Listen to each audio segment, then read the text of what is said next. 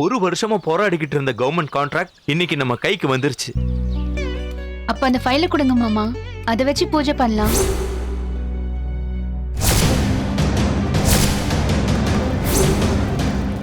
ஏய், ஃபைல் பத்திக்கிட்டு எரியுது.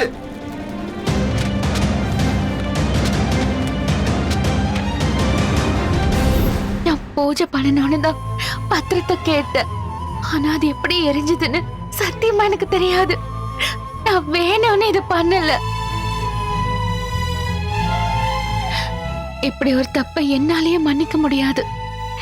உங்ககிட்ட மன்னிப்பு கேக்குறதுக்கு எனக்கு அருகதையே கிடையாது. மன்னிப்பு கேக்குறதுக்கு இல்லடி, முதல்ல இந்த வீட்ல இருக்கிறதுக்கே உனக்கு அருகதை கிடையாது. இதுல நான் உன்னை மன்னிக்க வேற செய்யணுமா? சௌந்தர்யா, மேலும் மேலும் பேசிட்டு இருக்கிறதால எந்த பிரயோஜனமும் இல்ல. அவ வேணும்னு எரிக்கல, எரிச்சிருக்கவும் மாட்டா. இந்த ஃபைலை எரிக்கிறதால அவளுக்கு என்ன பலன் வரப்போகுது சொல்லு. இத பாருங்க, ஒண்ணு என் பக்கம் இருங்க, இல்லனா அமைதியா இருங்க. இனிமே அவளுக்கு சப்போர்ட் பண்ணி பேசிட்டு இருந்தீங்க, அப்புறம் அவ்வளவுதான்.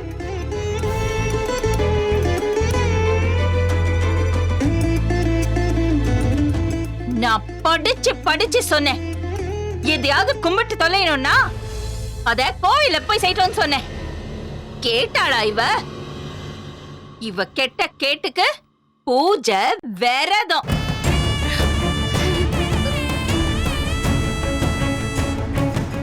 இதெல்லாம் இவளை யார் பண்ண சொன்னா?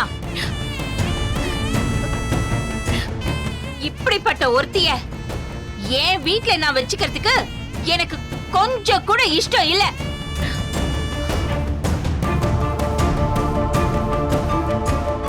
என் மக மேல இருக்கிற பாசத்தினாலதான் நான் இவ்வளவு நாளும் இவ்வளவு விட்டு வச்சிருந்தேன்.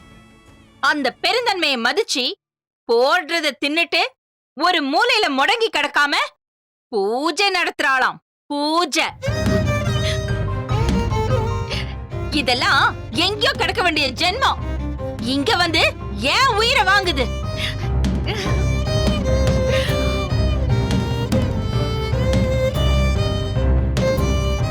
நீங்க திட்டுறத பத்தி எனக்கு வருத்தம்லாம் இல்ல. ஆனா கோவப்படாதீங்க. பாரதி மாமா வர ஊர்ல இல்ல, ரொம்ப பயமா இருக்கு. ஏய், நிறுத்தடி!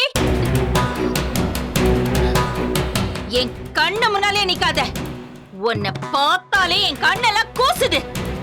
ச்சே, ஏதோ என் மகனுக்காக தான் உன்னை இந்த வீட்டை இருக்க வச்சிருந்தேன்.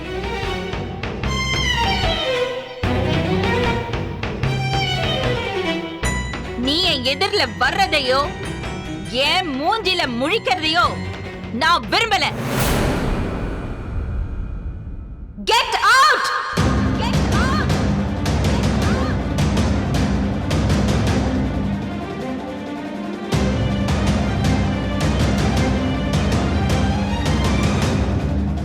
Get out from this place!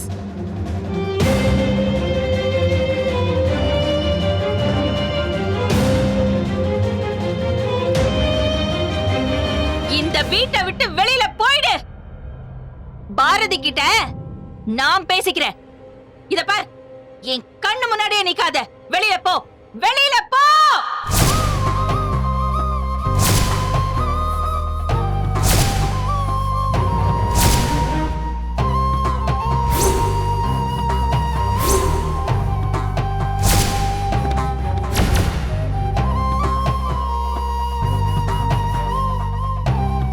அம்மா, சாரி அத்தை, என்ன மன்னிச்சிருங்க. இனிமே நான் இந்த வீட்ல இருக்க மாட்டேன். நான் போயிடுறேன். ஏய் கணமா, விட அறிவு, நான் பண்ணது தப்புதான். அத்தை நிம்மதியா இருக்கணும்னா நான் இந்த வீட்டை விட்டு போய் தான் ஆகணும். நான் போயிடுறேன். கேளு கணமா, இரு. விட அறிவு. கண்ணம்மா, நீ ரூமுக்கு போமா.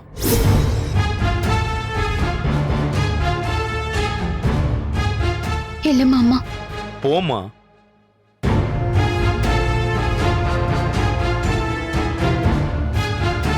அவ இங்க இருக்கிறதே எனக்கு பிடிக்கலங்க. அவ மூஞ்சிலேயே நான் முழிக்க விரும்பல. சௌந்தர்யா, மாமா என்னால சண்டை போட வேண்டாம் மாமா, நான் போயிடுறேன்.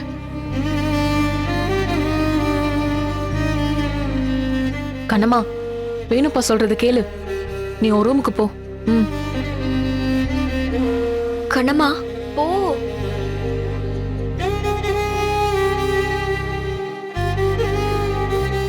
நீ போம்மா. போன்னு சொல்றல்ல.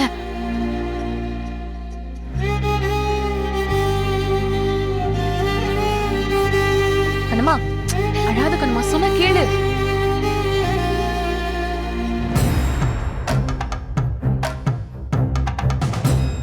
அவளை இந்த வீட்டை விட்டு வெளியே அனுப்பணும்னா நாளைக்கு உன் புள்ள வருவான், அவனையும் சேர்த்து இந்த வீட்டை விட்டு வெளியே அனுப்பு.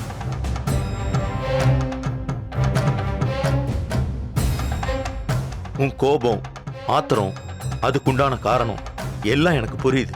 ஆனா நம்ம கோபத்துக்கு யாரையும் இரையாக்கிடக்கூடாது.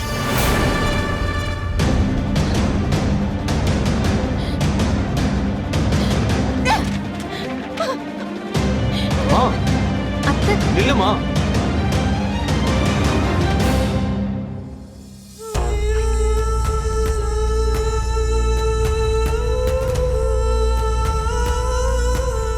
இப்படி பல அவமானங்களை நான் உனக்கு ஏற்படுத்துவேன். நீ தாங்கிக்க முடியாத பாரத்தை உன் மேல ஏத்துவேன். என்னைக்காவது ஒரு நாள் மனசு வெறுத்து நீ இந்த வீட்டை விட்டு போகணும், இல்ல தூக்குல தொங்கணும். அது வரைக்கும் என் பகடக்காய் உருண்டுகிட்டே இருக்கும்.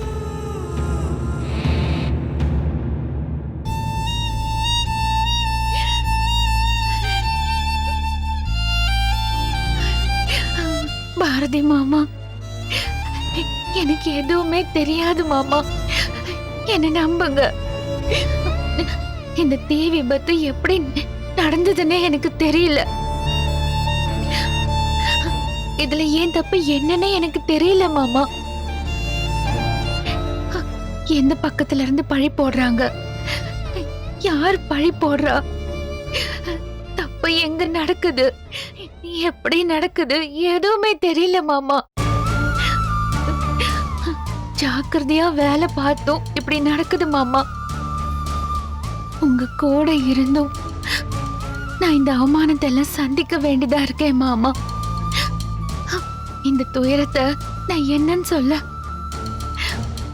என் வாழ்க்கை முழுக்க இந்த கஷ்டத்தை தூக்கி சுமக்கணுமா? என்னால இதை தாங்கிக்கவே முடியல. தப்பு பண்ணாமையே இன்னும் எத்தனை காலத்துக்கு தான் நான் தண்டனை அனுபவிப்பேன்?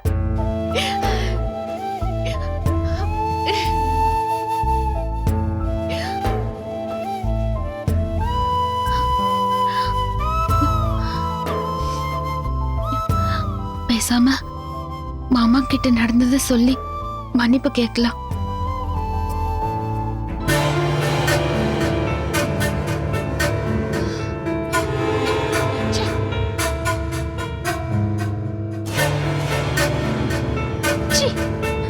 இப்படி பண்ணிட்டாளே. சௌந்தர்யா, போதும் பேசாதீங்க. Leave it Soundarya. இப்படி சண்டைக்கடை மாதிரியே சண்டை போட்டுக்கிட்டே இருக்க முடியுமா? எல்லாத்துக்கும் ஒரு முற்றுப்புள்ளி வைக்க வேண்டாமா? அவளுக்கு சப்போர்ட் பண்ணி பேசுனீங்கல்ல, என்கிட்ட நீங்க பேசாதீங்க. என்ன சௌந்தர்யா இது? பச்சை புள்ள மாதிரி அடம் பிடிச்சுக்கிட்டு.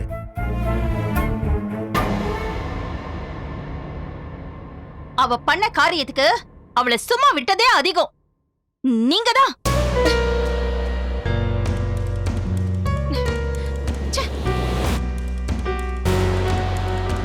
உங்க மருமகளை நீங்க தலையில தூக்கி வச்சு ஆடுறீங்கல்ல, இது எங்க கொண்டு போய் விடுதுன்னு நீங்க பாருங்க. விடு சௌந்தர்யா, பாத்துக்கலாம். என்னதுங்க பாத்துக்கிறது? போர்ட் மீட்டிங் வச்சிருக்கீங்கல்ல, புது கான்ட்ராக்ட பத்தி டிஸ்கஸ் பண்றதுக்கு. போர்ட் டைரக்டர்ஸ், டிஸ்ட்ரிபியூட்டர்ஸ் எல்லாருமே வருவாங்க. அவங்க கிட்ட நீங்க என்ன பதில் சொல்வீங்க? இங்க எங்க வீட்ல ஒருத்தி இருக்கா, அவ விளையாட்டுத்தனமா இந்த கான்ட்ராக்ட் ஆர்டரை கொளுத்தி போட்டுட்டான்னு சொல்வீங்களா?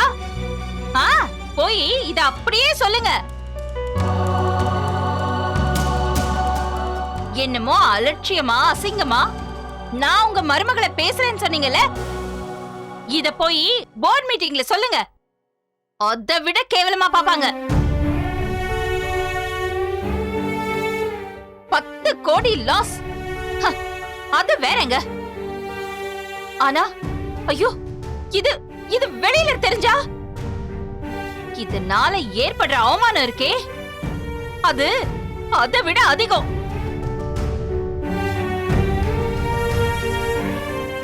ஒரு துஷ்ட கிரகம் நம்மள ஆட்டி வைக்குது. அது நம்மள சும்மா விடாதுங்க. இன்னும் 10 கோடி, 100 கோடி, 1000 கோடின்னு அத நீங்க தேடி தேடி கொண்டு வந்தாலும் அந்த துரதிர்ஷ்ட பசிக்கு பத்தாதுங்க. எல்லாத்தையும் கொளுத்தி வாயில போட்டுக்கோ.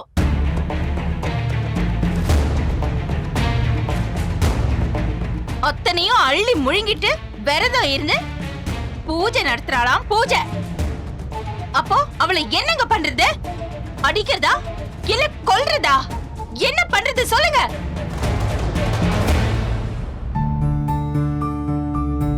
அவளோட பசிக்கு எல்லாமே எழுந்துட்டு ஓட்டாண்டியா போணுமா? அதையும் சொல்லுங்க. சௌந்தர்யா, எது எப்படியோ பாரதி வீட்ல இல்லாத நேரத்துல அவளை திட்டுறதோ வீட்டை விட்டு வெளியில அனுப்புறதோ சரியில்லை. ஒருவேளை அவ வெளியில போய் ஏதாவது பண்ணிக்கிட்டான்னு வை, என்ன பேர் வரும்? சௌந்தர்யா குரூப் ஆஃப் கம்பெனிஸோட மருமகன்னு தானே வரும். அவ ஒண்ணும் ஏன் மருமக கிடையாது. அப்படின்னா பாரதியும் மகன் இல்லைன்னு ஆயிருமா? ஆயிடுமா என்ன? அதான் ஆயிடுச்சுல. என்னைக்கு இவளை கட்டிக்கிட்டு நம்ம வீட்டுக்கு கூட்டிட்டு வந்தானோ அன்னைக்கே அவன் என் மகன் இல்லைன்னு ஆயிடுச்சுங்க. அவனோட வாழ்க்கைய அழிச்சிட்டு எனக்குள்ள நெருப்ப பத்த வச்சுட்டான். தெரியாதவங்களையும் 3வது மனுஷங்களையும் நான் வீட்டுக்குள்ள புழங்க விட்டதே இல்ல. ஆனா இவ வீடு முழுக்க சுத்திக்கிட்டு வரா. அவளோட தரித்திரத்தை எல்லார் மேலையும் காட்டிக்கிட்டு இருக்கா.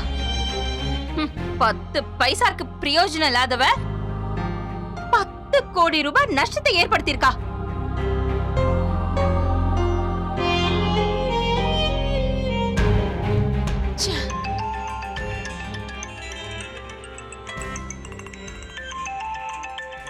மினிஸ்டர் கொடுங்க, நான் பேசுறேன். ஹலோ, சேகர் சாரா? இல்லம்மா, நான் மினிஸ்டர் பிஏ நாதமுனி பேசுறேன். நான் சௌந்தர்யா பேசுறேன். மினிஸ்டர் கிட்ட நான் சொன்னதை சொல்லிட்டீங்களா? நான் சொல்லிட்டேன். ஆனா மினிஸ்டர் வெளிநாடு சுற்றுப்பயணம் போறாரு. அப்படியா? சரி, ஓகேங்க. வேற ஏதாவது வழி இருக்கா? இல்ல மேடம், வேற எதுவும் வழி இல்ல மேடம். சரிங்க, நான் அப்புறமா பேசுறேன். என்ன சொல்றார் சௌந்தர்யா? போச்சு, எல்லாமே போச்சுங்க. கடைசி வாய்ப்பும் போயிடுச்சு. இந்த மகராசி பண்ண வேலைக்கு 10 கோடி போனதோட நம்ம மானமும் போயிடுச்சு. மினிஸ்டர் வெளிநாடு சுற்றுப்பயணம் போறாராம். வரதுக்கு இன்னும் 1 மாசம் ஆகுமா? இப்ப தூக்கி வச்சு கொண்டாடுங்க உங்க மருமகளை. ச்சே.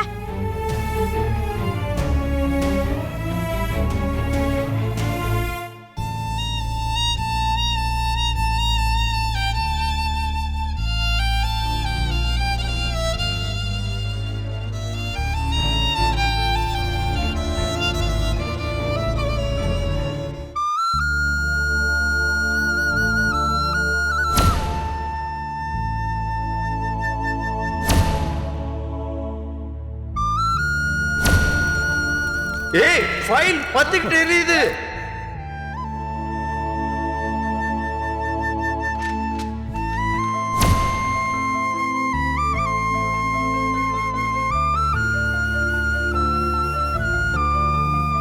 அம்மா, காஃபி சாப்பிடுங்கம்மா.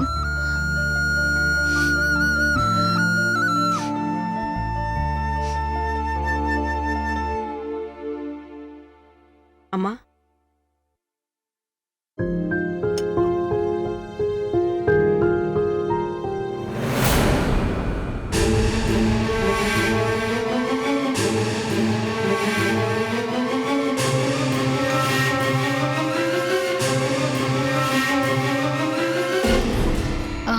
மல்லிகாக்கா, நான் உங்ககிட்ட பூஜைய போட்டோ எடுக்க சொன்னேன்ல, பாரதி மாமா வந்தா காட்டணும்னு. போட்டோ எடுத்தீங்களா? எங்கம்மா, அப்பப்ப வேலை சொல்லிக்கிட்டே இருந்தாங்க, அதான் சரியா எடுக்கவே முடியல. ஏதோ கிடைச்ச நேரத்துல 1-2 எடுத்து வச்சிருக்கேன். போனை கொடுங்க. இந்தாங்கம்மா.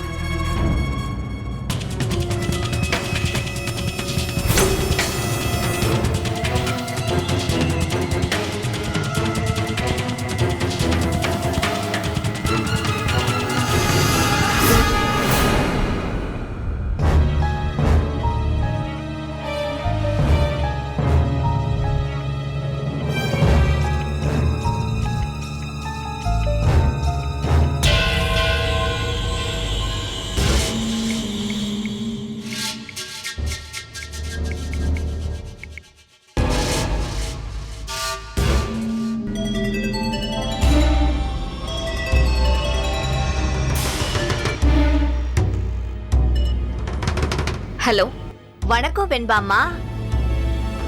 உங்களுக்கு நான் எப்படி நன்றி சொல்றதுன்னே தெரியலையே. யாருங்க நீங்க? நீங்க எதுக்கு எனக்கு நன்றி சொல்லணும்? நீங்க தான் லட்சாதிபதியாக போறீங்களே, அதுக்கு தான் சொல்றேன். என்ன உளறீங்க? யார் நீங்க? என் பேரு நிர்மலா. நிம்மி நிம்மின்னு கூப்பிடுவாங்க. மாயாண்டியோட பொண்டாட்டி, அஞ்சலி அம்மாவோட வேலைக்காரி. இன்னைக்கு நீங்க செஞ்ச காரியம் இருக்கே, அது உங்களுக்கு ஞாபகம் இருக்கா?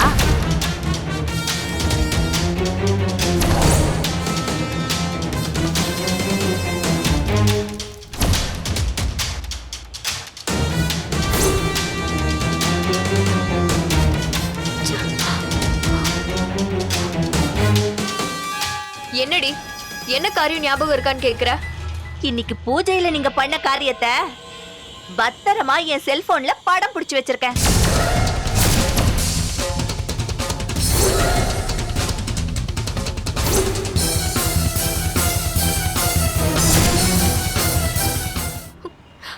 ஹே, என்ன உளற?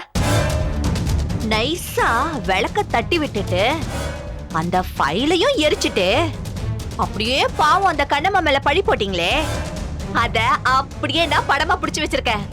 அத வச்சு என்ன பண்ணுவ? டாக்டர் அம்மா, நல்ல கேள்வி கேக்குறீங்களே. இந்த போட்டோவை அப்படியே டாக்டர் பாரதி, சௌந்தர்யா அம்மா, இந்த வீட்ல இருக்கிற எல்லாரும் பார்த்தாங்கன்னு வச்சுக்கோங்க, உங்க மரியாதை சுக்கு நூறா உடைஞ்சு போயிடும். அப்புறம் நீங்க இந்த வீட்டுக்கு வந்து போறதே சிக்கலாயிடும். மொத்தத்துல டாக்டரோட மானமே போயிடும். ஹே, என்ன மிரட்ரியா? அப்படியெல்லாம் இல்ல டாக்டர் மேடம், நான் இன்னும் பேச வேண்டியது நிறைய இருக்கே. இப்பவே நான் மிரட்ட மாட்டேனே. நமக்குள்ள செட் ஆகலன்னு வைங்க, நான் அப்புறம் என் புருஷன் மாயாண்டி கிட்ட இந்த போட்டோவை கொடுக்க வேண்டியது வரும். அப்புறம் என் மச்சான் மாயாண்டி எல்லாத்தையும் பாத்துக்குவான். சரி சொல்லு, நமக்குள்ள என்ன பேசணும்? வெண்பா மேடம், ரொம்ப அதிகம்லாம் கிடையாது, ஜஸ்ட் ஒரு 10 லட்சம் கொடுத்தீங்கன்னு வச்சுக்கோங்களேன், அப்புறம் என்ன படத்தை எல்லாத்தையும் அழிச்சிருவேன். அப்புறம் உங்களுக்கு எந்த பயமும் இருக்க வேண்டாம் பாருங்க. அதான். அப்புறம் இன்னொன்னு, என்னால ரொம்ப தூரம் வர முடியாது. இந்த வீட்ல இருக்கவங்களுக்கெல்லாம் காரணம் சொல்ல வேண்டியிருக்கும். உங்ககிட்ட கார் இருக்குல்ல, அந்த பொன்னியம்மன் கோயில் கிட்ட 10 லட்சம் ரூபாவை கார்ல எடுத்துட்டு வந்துருங்க. நான் உங்களுக்காக காத்துட்டு இருப்பேன். சரியாம்மா? ஷார்ப்பா 10 மணி. என்னால ரொம்ப நேரம்லாம் வெயிட் பண்ண முடியாது, புரிஞ்சுதா? இதுல எதுவும் சிக்கல் பண்ண மாட்டீங்கன்னு நினைக்கிறேன். வைக்கிறேன் டாக்டர் அம்மா, நேர்ல சந்திப்போம்.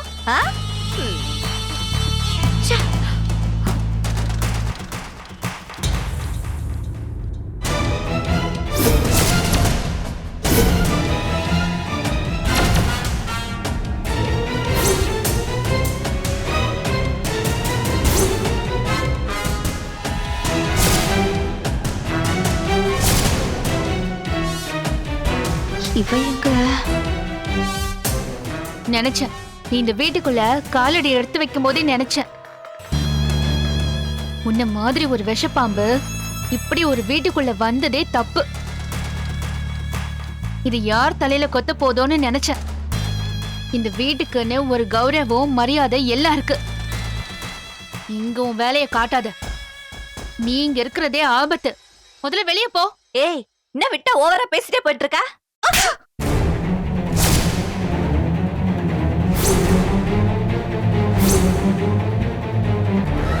இப்படியே இந்த நிமிஷமே நீ ஓடி போயிடு. இன்னும் ஒரு நிமிஷம் கூட நீ இந்த வீட்டுல இருக்க கூடாது. இந்த வீட்டுக்குள்ள உன்னை பார்த்த கொன்னே போட்டுருவேன். ஏய், என்ன நீ அடிச்சிட்டா நான் பயந்து அப்படியே ஓடி போயிடுவேன்னு நினைச்சியா? இந்த வீட்ல உனக்கு இருக்கிற மரியாதையை விட எனக்கு ரொம்பவே அதிகமா இருக்கு. ஏய், நான் விஷப்பாம்பு தாண்டி. ஆனா நீ இப்ப அதோட வாலை மிதிச்சிட்ட. எனக்குள்ள இருக்கிற மொத்த விஷத்தையும் உன் உச்சந்தலையில கக்கறனா இல்லையான்னு பாரு.